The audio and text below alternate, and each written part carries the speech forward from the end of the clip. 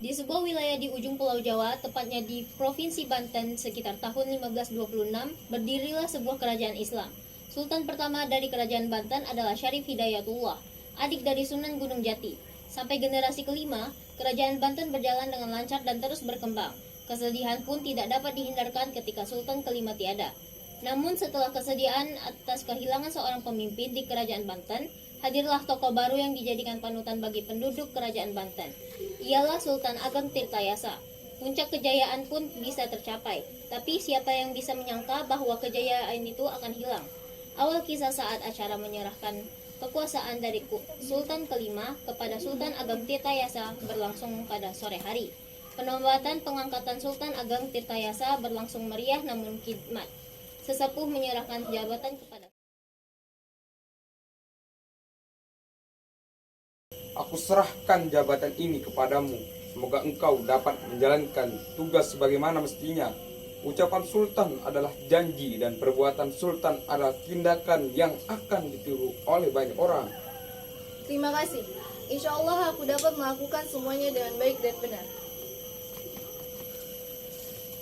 Selamat Ayahanda, sekarang kau telah menjadi pemimpin bagi kerajaan Banten ini. Sebagai seorang anak, aku akan selalu mendukungmu atas keputusanmu demi kebaikan rakyat dan keluarga kita. Di sela percakapan Sultan Haji dan Ayahanda, muncullah Pangeran Arya Purbaya dari sebelah ruangan. Selamat Ayahanda. Terima kasih nak. Ayo kita makan malam bersama.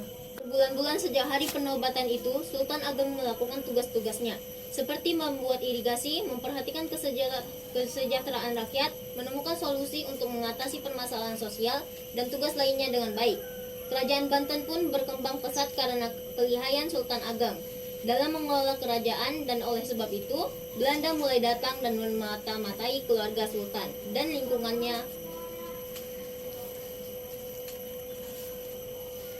Wilma, benar sekali apa yang dikatakan oleh Jenderal.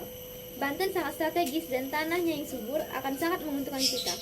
Pihak POC harus segera menguasainya. Tapi kita harus memikirkan bagaimana cara menguasai Banten dengan baik, karena kita tidak mungkin langsung menyerang istana dan sultan.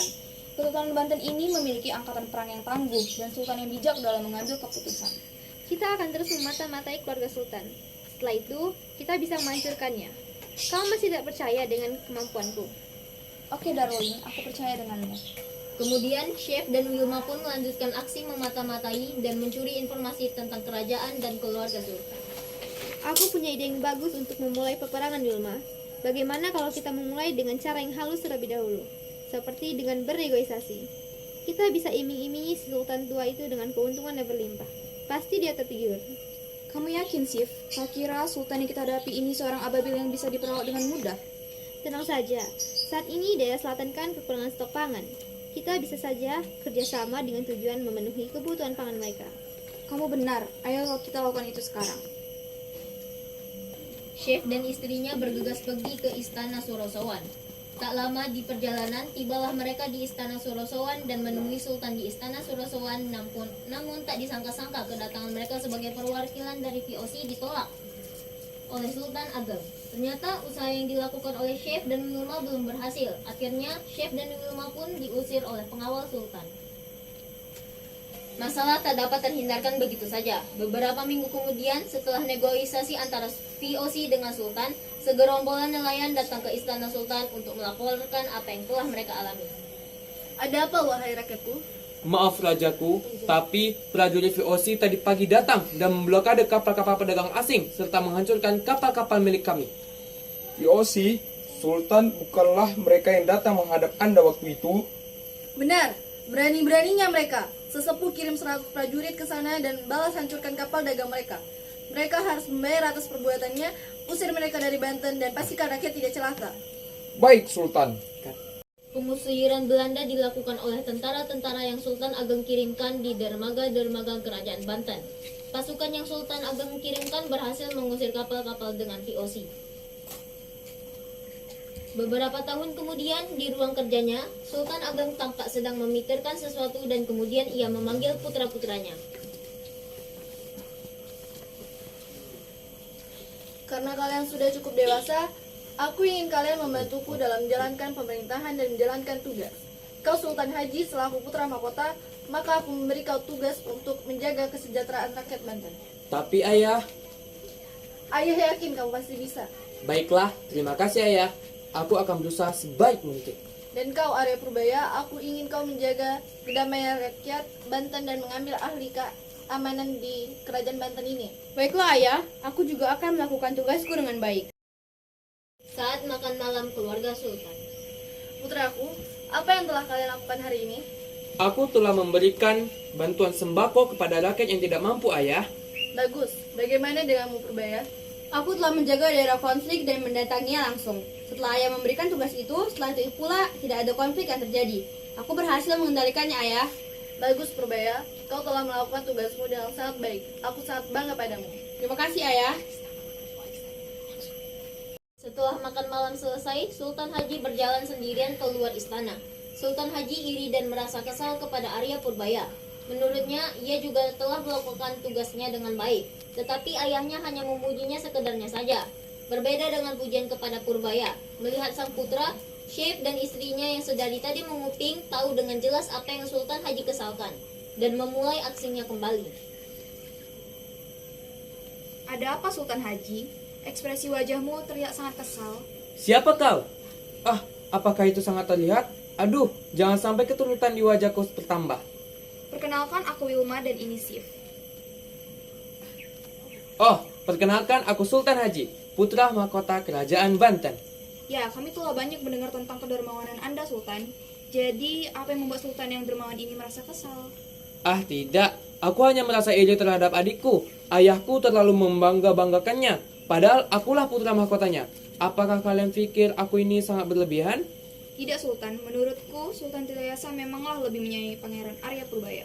Astaga, pertanda apakah itu? Pertanda apa? Apa maksudmu, Syekh? Aku merasa bahwa walaupun kau putra mahkota, tetapi tahta bisa saja diberikan kepada adikmu. Aku kemarin melihat mereka berbicara serius tanpa pengetahuanmu. Kurasa mereka merencanakan sesuatu di belakangmu.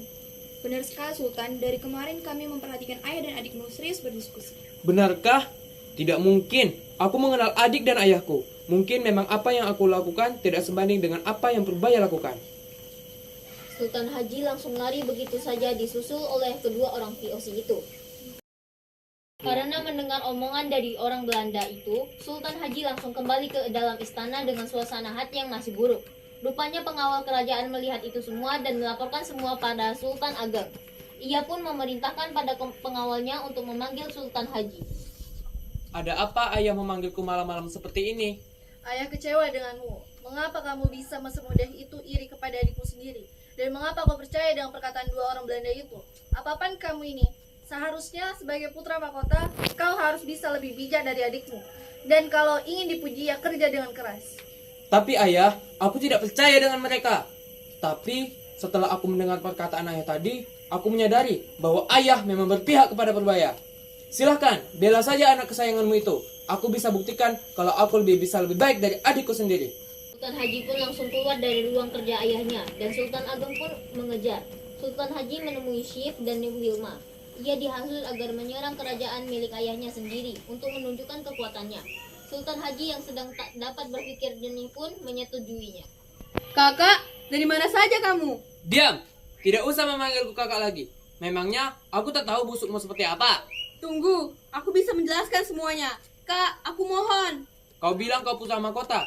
Dasar, kau tak pantas memang menjadi seorang putra mahkota dan takkan pernah pantas. Aku bisa jelaskan semuanya, Kak. Kau salah paham. Aku tidak pernah punya keinginan untuk merebut posisimu di kerajaan. Kau yang lebih pantas daripada aku. Aku sudah tak percaya. Aku bisa lebih dari seorang putra mahkota. Hahaha, lihat saja nanti. Halo Purbaya, kau pantas untuk dimusnahkan. Kesultanan Banten ini butuh orang yang lebih tangguh seperti kakakmu. Tapi sayang, Sultan lebih memilihmu. Itu semua tidak benar. Dan kalian tidak usah ikut campur masalah keluargaku. Aku yakin Sultan bisa menyelesaikan semuanya. Oh ya, lebih baik kita bertemu dengan Sultan terlebih dahulu. Melawan orang sepertimu hanya membuang waktuku saja. Ada apa kalian mencari saya? Pergi kalian. Emangnya dengan kalian berhasil mempengaruhi putraku, Sultan Haji, kalian sudah berhasil menduduki kesultanan ini. Kekuasaan tertinggi masih di tanganku. Sultan seperti ini yang pantas memimpin kesultanan.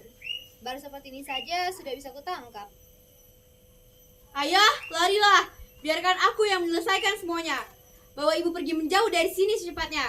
Kau harus mencari tempat agar tidak celaka. Baiklah, demi rakyatku. Apa-apaan seorang sultan melakukan itu? Seharusnya ayahlah yang melawan aku, bukan kau Purbaya. Pencundang, tak pantas memimpin Banten. Aku melakukan itu karena ayah harus aman. Lawanmu adalah aku. Jangan libatkan ayah ataupun Belanda bodoh yang kau bawa ini. Kita buktikan siapa yang pantas menjadi pengganti ayah suatu saat nanti. Mereka pun bertengkar dengan perasaan kesal, marah, dan saling unjuk kekuatan. Tapi di saat mereka bertengkar, Hentikan! Seorang putra mahkota bukan seperti ini cara membuktikan kekuatannya. Ayah, menyingkirlah. Ini terlalu berbahaya. Kau harus selamat. Kau harus tetap memimpin kerajaan Banten ini. tiba-tiba Sif bergerak hendak menusuk Sultan dari arah belakang. Ayah, awas di belakangmu. Sultan pun berhasil terlumpuhkan oleh Sif. Ayah, kakak, apa yang kamu lakukan? Mereka orang tua kita, kak. Sadarlah. Mereka hanya ingin membuat kita tambah sengsara. Mereka ingin merebut kerajaan ini, kak. Diam kau Purbaya. Kau ingin bernasib sama seperti Sultan. Chef, Wilma, tangkap Purbaya. Aku ingin dia mati perlahan-lahan. Bawa dia ke pengasingan terjauh dan biarkan sampai dia membusuk di sana. Aku belum menyerah, sang putra mahkota. Kau akan mengetahui busuknya Belanda nanti. Kesultanan Banten akan runtuh tidak lama lagi jika kau tetap melibatkan mereka. Lihat saja nanti. Setelah perkelahian berhenti dan Pangeran Arya Purbaya telah dibawa oleh VOC untuk diasingkan, suasana menjadi hening. Sultan Haji menarik nafas dan menghembuskannya dengan kuat. Dan saat di dalam istana, Apa-apaan kalian langsung masuk sini tanpa izin pengawalku? Kami kan sudah bagian dari kerajaan. Tentu saja kami bisa masuk ke sini kapan saja. Aku memimpin kerajaan ini sekarang, dan kau bukan bagian dari kesultananku. Sekarang, cepat sebutkan apa yang kalian inginkan dan angkat kaki kalian dari kerajaanku. Hei, kau pikir bisa seperti ini dengan bantuan siapa? Bertindaklah lebih sopan dan tunduk pada kami. Benar sekali. Dan kami kesini mengingatkan kau untuk membuat aturan yang melarang perdagangan dari pihak lain selain VOC. Blokade juga kapal-kapal dagang sehingga hanya kamilah yang menguasai ini. Dan juga kami minta agar kekuasaan perdagangan diserahkan kepada kami, sesuai dengan perjanjian. Apa-apaan kalian ini? Kalian mau memonopoli perdagangan di sini? Hah? Tidak. Pengawal, bawa dua Belanda ini pergi dari sini. Take the hand of Putra Mahkota, or I will kill you right on your own place. Kukira kau cukup pintar dalam menghadapi kami. Ternyata tidak sama sekali. Seluruh pengawalmu sudah kuhabisi, dan pos-pos penjagaan sudah diduduki oleh koloni kami. Ada kata-kata terakhir yang ingin kau sampaikan, Putra Mahkota? Kurang hajar, pengkhianat. Padahal aku akan memberikanmu koin emas sebanyak apapun yang kalian mau. Tapi ternyata kau menginginkan kerajaanku. Kami tak butuh poinmu bodoh. Kerajaanmu lah yang akan mensejahterakan negara kami. Sultan Haji ditembak mati oleh tentara VOC. Ya, dia sudah mati. Buang saja di ke laut agar menyatu dengan ayahnya, Sif. Hubungi kolonel kita karena kita malam ini akan berpesta atas kemenangan kita. Clear, Komandan. Akhirnya Kesultanan Banten pun jatuh ke tangan VOC. Sejak saat itu, rakyat Banten benar-benar mengalami penyiksaan yang sangat berat.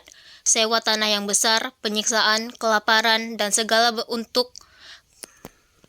Akhirnya Kesultanan Banten pun jatuh ke tangan VOC. Sejak saat itu, rakyat Banten benar-benar mengalami penyiksaan yang sangat berat. Sewa tanah yang besar, penyiksaan, kelaparan, dan segala bentuk penjajahan yang diatur oleh VOC benar-benar menyulitkan mereka.